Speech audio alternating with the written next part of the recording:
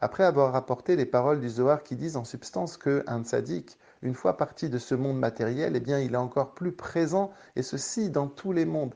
Pas seulement que le tzaddik est encore plus présent dans les mondes spirituels, qu'il nous protège d'en haut, dans les Olamot Elyonim, mais même dans le monde matériel, le tzaddik est encore plus présent. Comment le comprendre?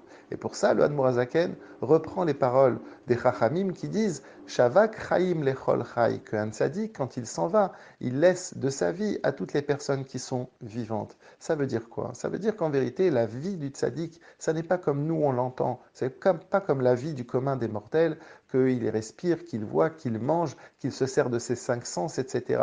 La vie d'un tzaddik, c'est une vie complètement différente. C'est une vie spirituelle. La vie d'un tzaddik se décline en trois points essentiels. La emuna, la foi en Hachem, la ira, la crainte d'Hachem, et Ahava, l'amour d'Akadosh Baruch Hu. Et le tzaddik, justement, quand on dit qu'il laisse de sa vie, ça veut dire qu'il laisse ces trois points à tous les vivants. Comme on l'avait dit, tzaddik be'emunato yichye, qu'un tzaddik, par sa emuna, il va justement yichye, il va donner de la vie à ceux qui restent dans ce monde matériel.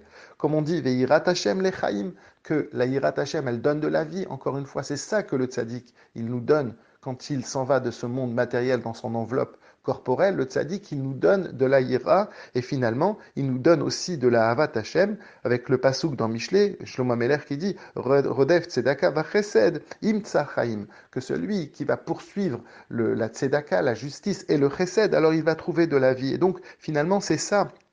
Eh bien, c'est ça, ces trois points que le tzaddik, il nous lègue, il nous laisse en héritage quand il part de ce monde matériel. Et en vérité, ces trois points, Emouna, Ira et Ahava, eh bien, c'est les trois points essentiels qui font tenir le monde et qui se déclinent de Olam en Olam, de monde en monde, c'est-à-dire dans les mondes supérieurs, et ça descend jusque dans notre monde matériel, et ça vient Bederer al-Ila ve'alul, c'est-à-dire de cause à effet, c'est-à-dire qu'en vérité, la Emouna, quand nous on dit qu'on a de la Emouna, de la foi matériellement, eh bien, ça remonte, et ceci jusque très haut, et pareil pour les deux autres points.